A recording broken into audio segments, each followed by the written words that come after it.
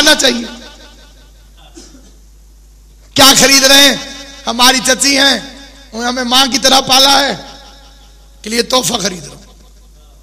اب میسرہ ظاہر ہے کہ سفر کر کے آ چکا تھا ساتھ، اسے موقع مل گیا. ساری تنخواہوں سے ہمیشہ ساری زندگی چچی کے لیے تحفے خریدو گے یا اپنا گھر بھی بساؤ گے؟ کل شرم کے چہرے پہ حیا کی لکیر آئی. اسے پھر موقع ملا تو اس نے دوسرا فکرہ کس دیا. ویسے کوئی رشتہ دیکھا ہے؟ نہیں، ابھی کوئی بات نہیں. میسرہ کہتا ہے ہماری مالکین کی بھی خواہش ہے، اگر آپ انہیں اپنی کنیز بنا لیں. پورے مسلمان، غیرت مند مسلمان بھی اور بے غیرت مسلمان بھی متفق ہیں کہ فوراً حضور کا جواب آیا، میں اپنے چچا سے پوچھوں گا،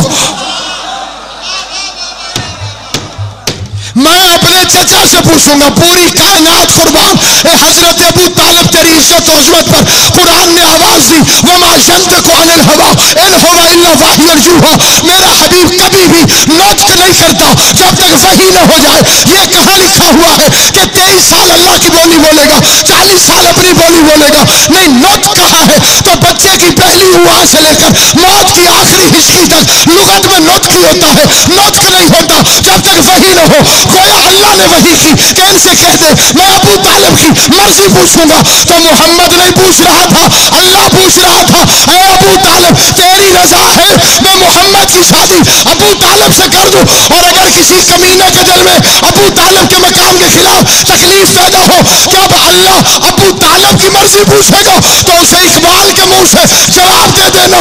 ایسوں کا منہ توڑنے کے لیے علامہ اقبال نے کہا تھا خدا بندے سے خود پوچھے بتا تیری رضا کیا.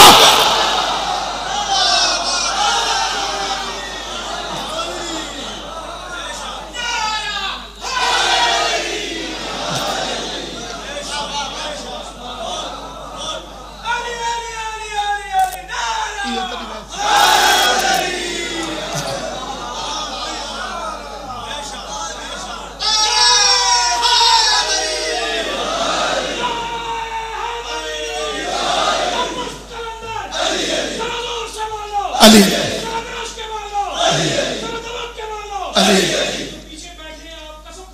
کان تھا لے علی علی بسم اللہ علی علی علی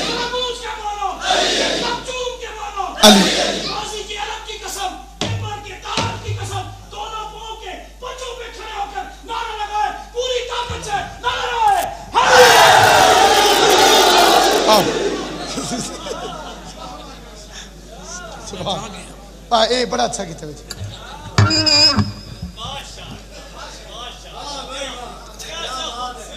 خدا بندے سے خود پوچھے. قبلہ کعبہ مخدوم باؤ سے نزاق حسین شاہ صاحب مجلس اعظم میں رونق افروز ہوئے اور ان کی سرپرستی میں فکر. خدا بندے سے خود پوچھے بتا تیری رضا. ابو طالب نے ہاں کی، رشتہ قبول کیا، پیغمبر کو دولہا بنانے لگے. کائنات کا سب سے حسین دولہا، دنیا کی دوسری سب سے بڑی شادی. میں نے پوری ذمہ داری سے یہ فکرہ کہا اور صاحبان معرفت کی داد بھی لی. دنیا کی دوسری سب سے بڑی شادی، پہلی نہیں، اس سے بڑی شادی ایک اور ہوگی. کیونکہ خویلد کی بیٹی کا نکاح اور ہوتا ہے، محمد کی بیٹی کا نکاح اور. بلکہ جسے فکرہ سمجھ نہیں آیا میں لفظ بدل دیتا ہوں. جو نکاح عمران پڑے وہ شادی اور ہوتی ہے اور جو نکاح خود رحمان پڑے وہ شادی اور ہوتی ہے.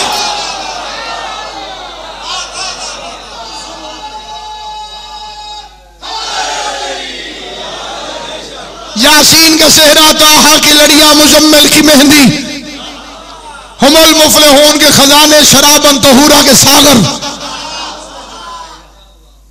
یوفون بالنذر کی قبا، انما ولیکم اللہ کی انگوٹھی، یمشون علی الارض کے نالین، یطہرکم تطہیرا کی ردا، قل اعوذ برب الفلق کی دھونی تاکہ کسی بد نظرے کی نظر نہ لگ سکے. کونین کی تقدیر لکھنے والے دولہا کو ساتھ لے کے ابو طالب مقدر کا کاتب بن کر ساتھ چلا. عرب کے یتیم نہیں عالمین کے سردار کی بارات جا رہی. یہ محمد مصطفیٰ کی پہلی اور آخری بارات ہے.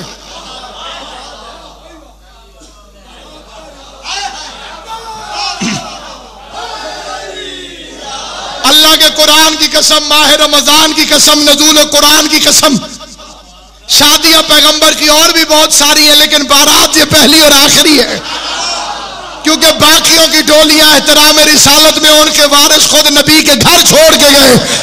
فاطمہ کی ماں کے لیے محمد دولہا بن کر گیا، ڈولی لے کر آیا. باقی مشن کی شریک نہ بن سکی، خالی حیات کی شریک رہی. اور پوری ذمہ داری سے یہ فکرہ کہتا ہوں، لسان الملت کی موجودگی میں، علامہ قمر زیدی صاحب قبلہ کی موجودگی میں، بابا نزاکت شاہ صاحب کی سرپرستی میں یہ فکرہ کہتا ہوں، مجھے کعبے کی چھت پہ لے کے جاؤ، میں سر پہ قرآن رکھ کے کہنے کے لیے، تاریخ دکھا دکھا کے ثابت کرنے کے لیے تیار ہوں. پیغمبر کی جتنی بھی ازواج ہیں ہمارے لیے لائق احترام ہے، لیکن ان ساروں کی ہسٹری اٹھا کے دیکھو. کسی کو 2 لاکھ ملتے تھے، کسی کو 1 لاکھ ملتا تھا، کسی کو 30,000 ملتے تھے، کسی کو 25,000 ملتے تھے. تو مجھے یہ فکرہ کہنے دو، نبی کی باقی بیویاں اسلام کے وظیفے پہ پلتی رہی ہیں، خدیجہ اسلام کو پالتی رہی ہے.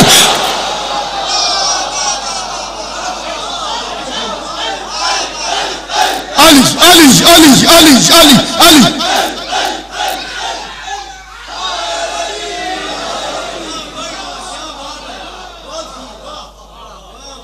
باقی پلتی رہی ہیں، خدیجہ پالتی رہی.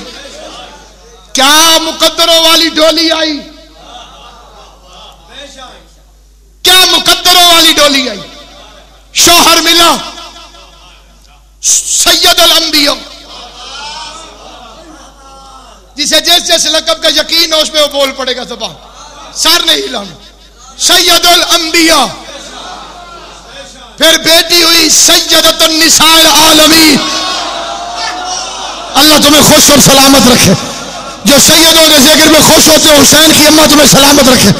شوہر ملا خدیجہ کو سید الانبیاء، بیٹی ملی سیدۃ النساء العالمین. بیٹی کی شادی ہوئی، داماد ملا سید الاولیاء. پھر بیٹی کے بچے پیدا ہوئے، سیدہ شباب اہل الجنہ. شوہر نبیوں کے سردار، بیٹی عورتوں کی سردار، داماد ولیوں کا سردار، نواسے جنت کے جوانوں کے سردار. کبھی کی بیٹی کی اوقات کیا ہے کہ خدیجہ کا مقابلہ کر لے.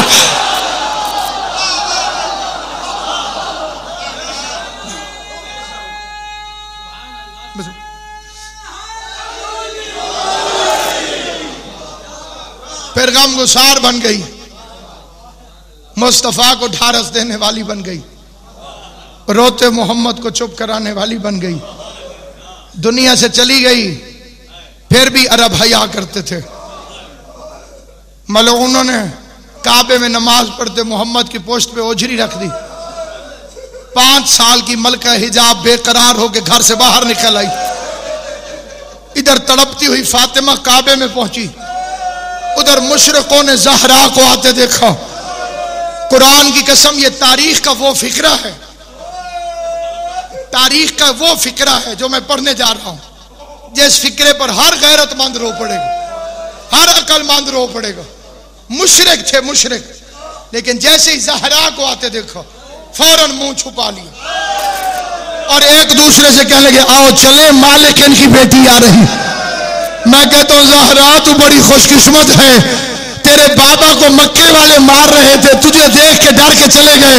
سلام ہمارا تیری پوتی شہزادی سکینہ پر کہ جب بی بی سکینہ 10ویں محرم کے دن اپنے بابا کو بچانے کے لیے 9 لاکھ کے لشکر میں آئی. ادھر سکینہ ایک ایک سے پوچھ رہی تھی ارے کسی نے میرا بابا دیکھا؟ اللہ تمہارے آنسو قبول کرے.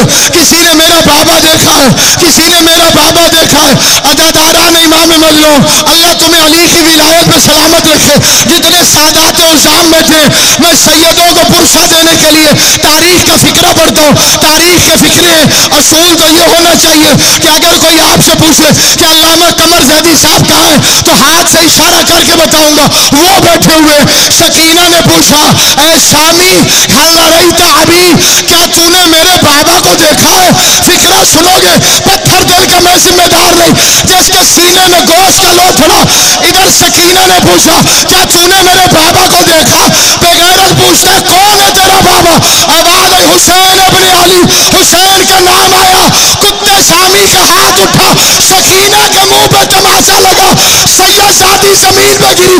میری شہزادی سکینہ مٹی سے اٹھی, ریت کو جھاڑا, قریب آئی, کہ لے سامی تماچے اور مار لے, لیکن اتنا بتا میرا بابا. ماتم کر کے فکرہ سن. اللہ تمہاری حال قبول کرے, اللہ تمہاری حال قبول کرے. حسین کی اماں تم سے راضی ہو جو غریب کو ہائے کر کے روتے ہو. مولا تمہیں کوئی غم نہ دے سوائے غم حسین کے. فاطمہ زہرا کل مومنین و مومنات کی پریشانیوں کو دور کرے. اگلا فکرہ پڑھتا ہوں لیکن سیدوں سے اجازت لے کے, کیونکہ میں کنیز کی اولاد ہوں. بابا نزاکت شاہ جی وہاں سے چلی. اب میری طرف دیکھنا, جسے پچھلے فکرے پر رونا نہیں آیا پورے مجمع نے ماتم کیا ہے, لیکن اگر کسی کو نہیں آیا رونا تو اب اگلا فکرہ سننا. ایک اور شامی کے پاس آئی, شیخ حل رأیت ابی, کیا تو نے میرے بابا کو دیکھا؟ اس بے غیرت نے سکینہ کو تماچا نہیں مارا, اس نے چلے میں تیر جوڑا, حسین کا نشانہ کیا. آواز آئی وہ بیٹھا, آگے آگے تیر چلا, پیچھے پیچھے سکینہ دوڑتی ہوئی, لیکن سکینہ کے پہنچنے سے پہلے تیر حسین کے سینے میں لگ گیا تھا. رو کے کہتی ہے معاف کرنا بابا, نہ میں تیرا پتہ پوچھتی نہ تجھے ظالم تھی. ماتم کرو, ماتم کر کے فکر. ادھر سکینہ پہنچی, ادھر قاتل پہنچ گیا, خنجر کو انگلی پہ گھماتا ہوا. اس نے سکینہ کے سامنے, اب میری طرف دیکھ لے جس نے ہائے کر رہی ہو, سکینہ کے سامنے شمر بدشیار نے اپنے نجس ہاتھ حسین کے بالوں میں ڈالے. غریب سیدزادی تڑپنے لگی, ظالم خنجر مارنے لگا. بی بی زینب نے پوچھا تھا سکینہ جب تجھے یقین ہو گیا تھا کہ ظالم تیرے بابا کو ذبح کر دے گا تو دیکھتی کیوں رہی؟ کہ پھوپھی میں دیکھتی نہیں رہی, میں تو اس لیے کھڑی رہی, یہ چلا جائے گا میں بابا کا منہ چوموں گی.